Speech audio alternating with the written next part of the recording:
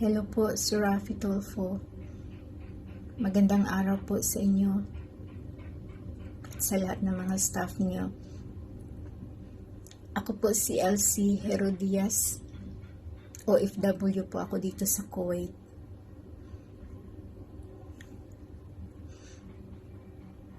Lumalapit po ako sa inyo ngayon sa pamamagitan ng bidyong ito at sa pag-PPM ko po sa programa ninyo.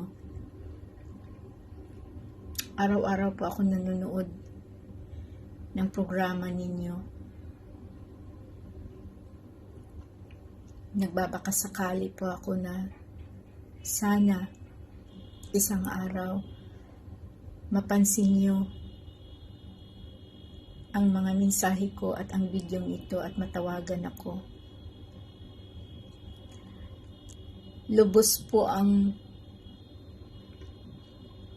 kahilingan ko na sana isa ako sa mapiling ninyo na matulungan, dahil gustong-gusto ko na pong ma-share ang problema ko na matagal ko nang dinadala. Tungkol po ito sa asawa ko na nandyan sa Pinas. Kasal po kami,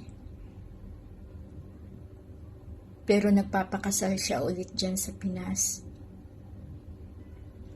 Sa ngayon, may 3 na daw silang anak. At nung nandito pa ako, dinala na niya yung kabit niya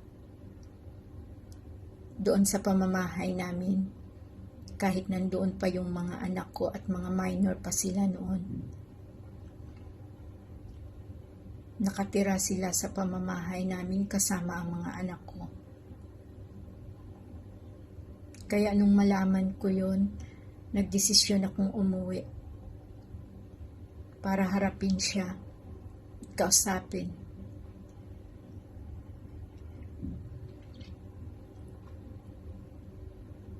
Pero sa halip po, ay pinagtabuyan kami ng mga anak ko.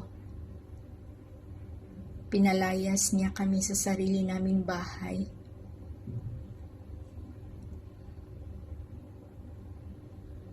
Pinapalayas niya ang sarili niyang pamilya na parang mga basura. Simula po noon, hindi na siya nagbibigay ng suporta sa mga anak namin at tuluyan na niya kaming inabandona. Naguguluhan po ako sa mga oras na yon, sa mga panahon na yon, kung anong uunahin ko, ang paghahabol sa kanila o uunahin ko ang future ng mga anak ko. At napagdesisyonan ko po na wag na muna silang guluhin, dahil mas priority ko po ang kinabukasan ng mga anak ko. Kaya nagtatrabaho para mapag-aral ko ang mga anak ko at mabubuhay ko sila. Pero sa ngayon po, iniisip ko na panahon na para mabigyan ko ng hustisya ang ginawa sa amin ng dati kong asawa. At wala po akong naiisip na makakatulong sa akin, kundi kayo lang po. Sana po